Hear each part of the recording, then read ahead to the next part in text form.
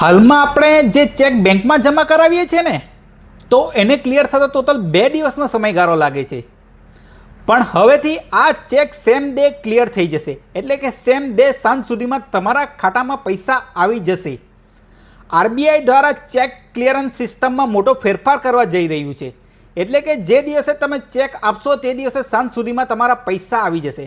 એટલે કે આ કેવી રીતે પોસિબલ છે? તો આ એવી રીતે પોસિબલ છે કે બેંક દ્વારા તમારો ચેકનો ફોટો સ્કેન કરવામાં આવશે, મેલ અથવા એના સિસ્ટમ થ્રુ ક્લિયરિંગ હાઉસ મોકલવામાં આવશે.